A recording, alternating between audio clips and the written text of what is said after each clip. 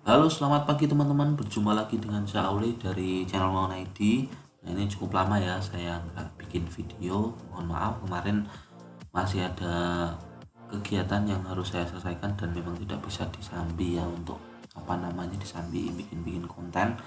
Hari ini karena saya ada libur, saya ingin membahas mengenai beberapa komentar-komentar yang masuk ya. Jadi mohon maaf saya belum bisa balas komentar-komentar di YouTube, jadi ini mau saya balas dan kalau bisa saya bahas satu persatu. Nah, sebelumnya terima kasih ya buat teman-teman yang sudah istilahnya tetap meramaikan di grup Maun ID walaupun saya nggak bisa hadir, tapi misalkan ada pertanyaan ataupun apapun, silahkan aja teman-teman tag saya, misalkan tanya mengenai apa dan saya bisa jawab, pasti nanti saya jawab. Nah, terima kasih, langsung saja. Nah, ini kemarin memang ada salah satu ya video dari saya mengenai project kami PTV. Nah, ini kemarin baru ramai, walaupun apa ya, ini sebenarnya saya bikin video itu sudah dari Juni tanggal 16 2021. Nah, tapi baru ramai kemarin karena sahamnya itu anjlok terus ya.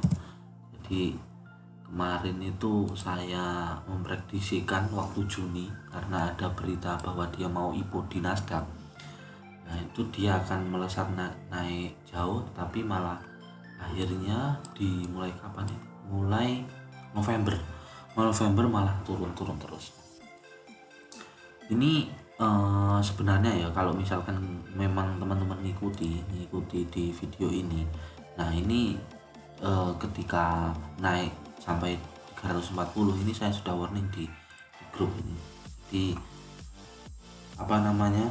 Jadi saya sudah ngasih tahu warning kalau misalkan di sini itu eh, waktunya jualan. Jadi udah ada lah istilahnya warning di grup, tetapi mungkin karena videonya itu baru ramai sekarang, jadi komen-komennya itu malah ya waktu sekarang, sedangkan di sekarang harganya itu ya kemarin sempat jeblok dan itu banyak komentar-komentar yang negatif maksudnya bukan kok komentarnya jelek, tetapi ini apa namanya, ARB 8 kali berturut-turut gimana analisanya. Nah, ini kan analisanya saya itu kan ya waktu bulan Juni, dan ternyata ketika ini di area satu ini tiba-tiba ada berita bahwa IPTV ini gagal IPO di Nasdaq. Ya otomatis jelas investor yang megang baik di dalam maupun di luar emiten mungkin ada yang kecewa juga.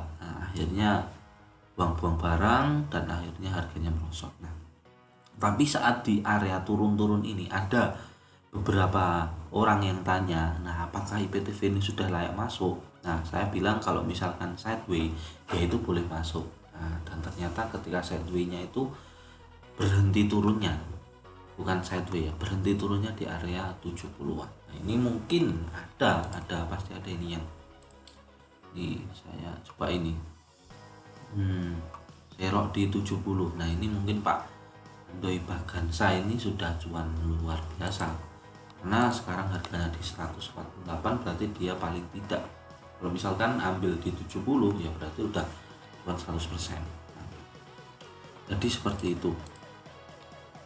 Memang kalau misalkan kita ngomongin masalah suatu saham dan emiten itu kita nggak bisa 100% percaya analisa seseorang walaupun dia itu sudah dewa ataupun sudah senior, kita nggak boleh 100% percaya. Nah, ini catatan saya ini udah saya buat sejak lama ini, pasti dilihat di video saya yang lain pasti ada kalau ini coret-coretan ini. Nah, ini ya, video beli, area beli video rilis. Nah, di sekitar 16 ini kita beli 340. Nah, ini kita jualan. Nah, ini sudah diingatkan di grup. Nah, setelah itu yaitu kita ngikutin aja di grup.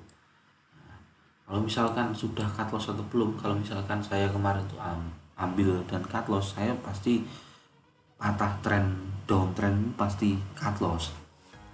Nggak ada istilahnya, karena saya kan jangkauannya pendek ya. Kalau dia udah patah tren ya mau nggak mau harus keluar.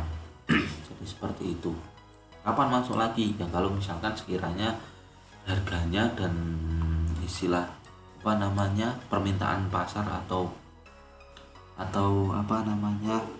istilahnya sudah nggak, harus jualnya itu udah nggak terlalu besar, itu baru boleh masuk. Kalau misalkan turunnya seperti ini, pasti tekanan jualnya masih sangat tinggi, seperti itu. Terus catatan IPTV seperti itu ya. Untuk saat ini kalau misalkan mau beli, nah ini jangan sampai dia patah di sini ya, di ujungnya 139. Misalkan jebol 139, udah menurut saya lebih baik dijual saja. Kalau misalkan dia bertahan sampai sini, nah ini 180, ini 180 area jual aja ya, seperti itu. Terus kemudian lanjut, ada fenomena saham juga yang sempat menjadi perbincangan ya, kemarin itu emitennya jual-jualan sahamnya sampai 100%. Caranya sungguh luar biasa, yaitu dengan menaikkannya, kemudian mereka jualan, ternyata sekarang kepemilikannya 100% publik. Nah itu saya sempat bikin video juga. Nah ini mencari cuan dari potensi right issue. Nah, jadi sebenarnya HKMU ini right issue di sini di Agustus ini, ya nggak sih? Bentar, saya terus dulu. Ini kalau nggak salah HKMU ya sekitar bulan Agustusan itu, Agustus apa? Iya, bukan Agustus, September itu sudah ada mau isu right issue. Ternyata tapi malah jatuh ke bawah. Nah, dan ternyata dia akan naik, tapi akhirnya ternyata itu untuk distribusi.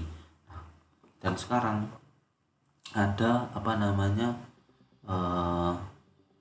berita sih, sudah fakta itu, kalau pemilikan sahamnya itu sekarang 100% publik. Dan muncul lagi bahwa HKMU mau right issue lagi.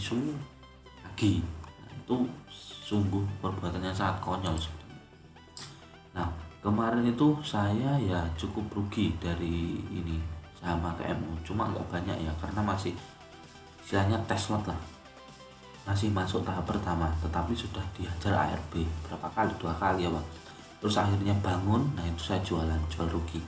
Nah, karena apa? Nah ini ada salah satu yang, nah ini ex internal HKMU. Nah ini mungkin beliau adalah pegawai ya di perusahaan HKMU. Nah ini mending dihindari. Beliau membagikan kalau owner HKMU setelah 3 kali menjual saham pribadi dan saham PT, rumah disita, terus kemudian kantor disita pengadilan, sekarang sewa, banyak problem sama agen penjualannya, banyak masalah sama karyawan, profit sharing, insentif dan pesangon gak sesuai dan saat bermasalah. Nah ini langsung saya pin. Jadi kalau menurut saya bagaimanapun untuk saat ini HKMU tidak menarik sama sekali ya, apalagi sahamnya 100% publik, kondisi ARB, udah jangan dilirik. Ada perusahaan yang seperti itu, istilahnya ada sesuatu hal yang bisa dibanggakan lah dari perusahaan yang seperti ini, seperti itu. Dan perusahaan-perusahaan yang lain walaupun harganya murah 50-an, belum ada 100, terus ada isu-isu mau apalah itu, mohon dicek lagi, karena jangan sampai nanti ternyata isinya seperti ini. Ini sangat cukup beruntung sekali ya, walaupun rugi, kalau nggak nyangkut itu udah istilahnya nggak masalah lah. Nah ini seperti itu. Terus sekarang saya mau bahas, nah ini Bang, di Beyond nggak ada booking order ya. Nah ini booking order mungkin maksudnya di IPO ya, atau yang lain. Kalau di IPO memang belum ada, karena sistemnya ya di EIPO. Tapi kalau untuk booking order di luar jam pasar seperti iPod, seperti apalagi Mirai dan lain-lain, itu memang itu nggak bisa kecuali kita pakai automatic order di Biox. Jadi seperti itu Mbak Reti Angelina. Nah terus kemudian Wong Nusa Kambangan, Bang kalau versi PC atau laptop aplikasi BNI berarti diganti Smart ya. Sebenarnya ada yang versi desktop, cuma agak berat, jadi lebih baik pakai Smart aja. Ada di webnya Beyonce. Izin saya baik. Nah, ini proxy PTV. Nah ini ada channel mau bos beli saham menggunakan aplikasi Beyond dengan auto order tapi harga menyentuh berkali-kali sehingga harga menurun jadi di tanggal 21. Kerja auto order yang mana benarnya bos? Sebelum penutupan udah menyentuh berkali-kali sehingga, nah ini mungkin gini ya, harus dicek juga kita setnya, misalnya pemantiknya di harga berapa, terus kita set ordernya di harga berapa. Kadangkala kita setnya di 735 tapi order belinya di bawahnya, nah itu mungkin nggak kebagian tapi hanya menjadi order aja. Nah ini malah sehingga penutupan 745, apalagi di atasnya nggak bakal kebagian. Jadi seperti itu. Untuk stop lossnya bagaimana Bang? Nah ini mungkin stop loss itu sudah ada nih video saya.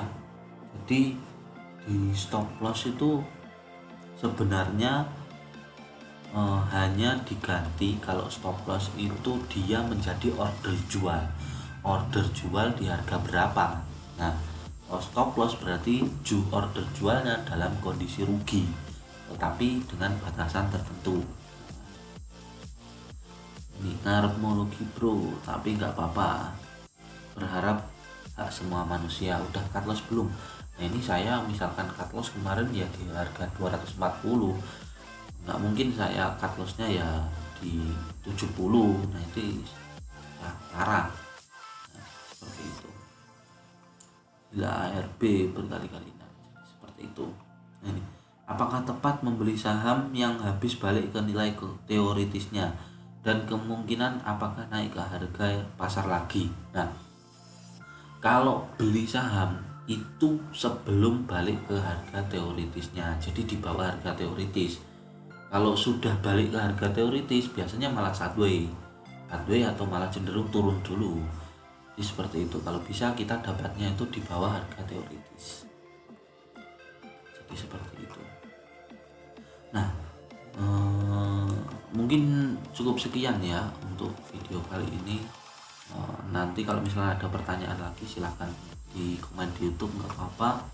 Untuk insight-insight saat ini karena masih ada isu-isu perang dunia 3 lah, COVID Omicron lah atau apalah itu ya, main santai-santai aja, nggak usah banyak-banyak ya, nggak boleh istilahnya gerusa-gerusu dulu ya. Kalau misalkan memang ekonomi itu masih belum jelas, lebih baik kalau misalkan bisa trading ya trading, kalau misalkan enggak ya jangan dipaksakan.